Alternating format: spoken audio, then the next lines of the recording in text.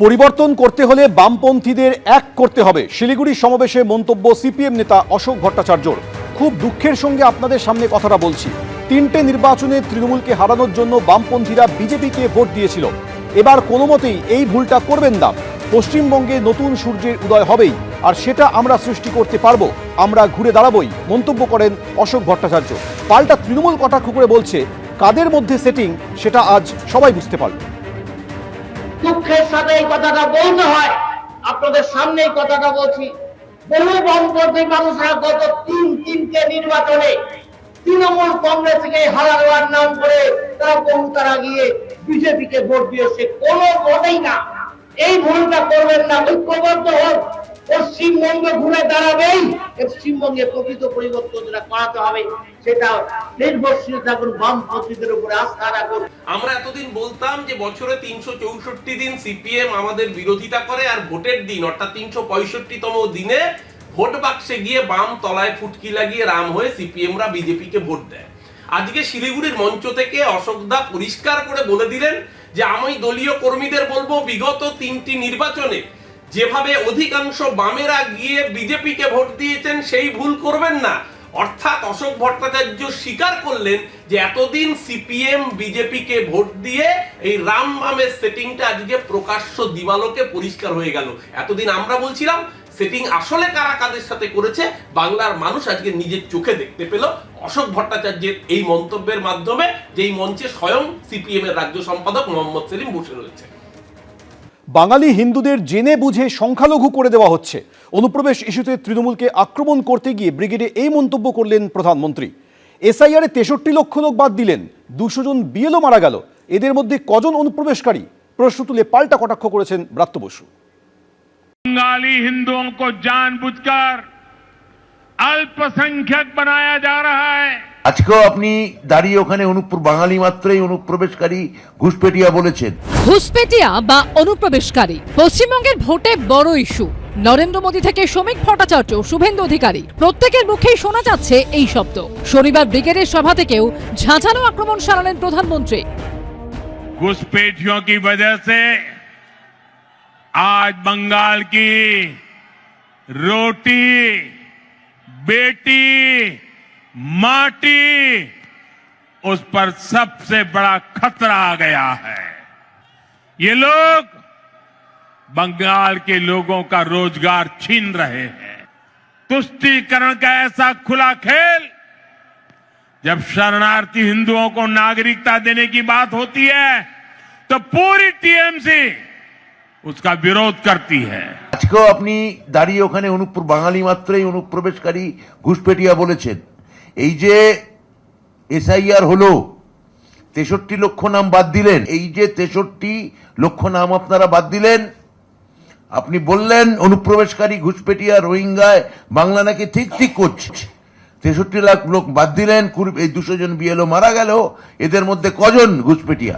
মন্দির, মসজিদ, গীতা, কোরআন, রাম, হনুমান, হিন্দু, মুসলিম জানি একসময় গোবলায় রাজনীতি হতো, তার এখন পশ্চিমবঙ্গের রাজনীতিতে রমরমা।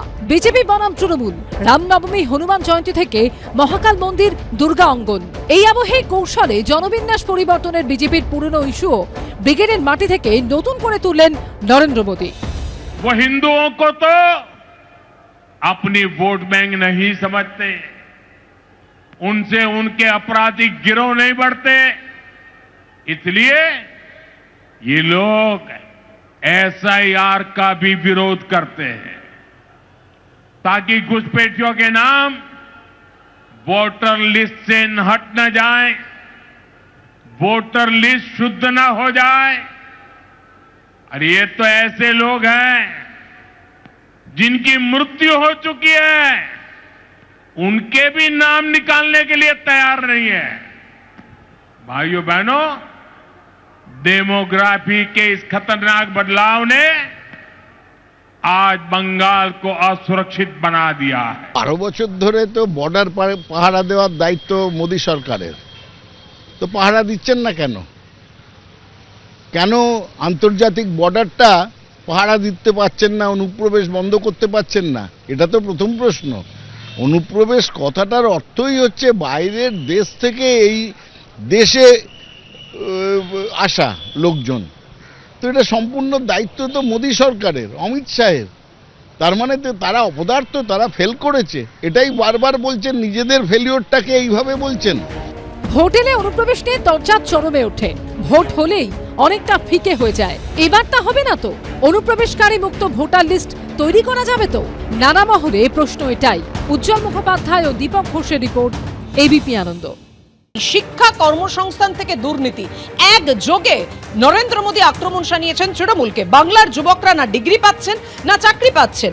পশ্চিমবঙ্গ ছেড়ে ভিন রাজ্যে যেতে হচ্ছে যুবকদের। এরা নিজেদের পকেট ভরে আর উন্নয়ন আটকে থাকে। এভাবে এই রাজ্যে সরকারকে আক্রমণ শানিয়েছেন নরেন্দ্র মোদী।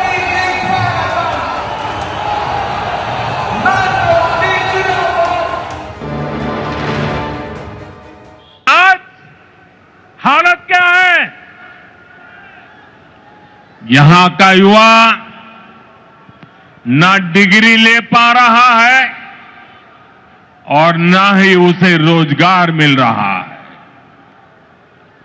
आपके बेटे बेटियों को काम की तलाश में दूसरे राज्यों में पलायन करना पड़ता है। साथियों, पहले कांग्रेस, फिर कम्युनिस्ट और अब टीएमसी, ये लोग एक के बाद एक आते रहे, अपनी जेबें भरते रहे और बंगाल में विकास के काम ठप पड़े रहे। इंफ्रास्ट्रक्चर के मामले में हमारा बंगाल पीछे होता चला गया। उद्योग धंधे बंद होते चले गए। यहां टीएमसी सरकार में नौकरियां खुलेआम बेची जा रही है। भर्तियों में घोटाले हो रहे हैं। अब समय आ गया है, अब समय आ गया है, ये हालात बदले। बंगाल के युवाओं को बंगाल में काम मिले।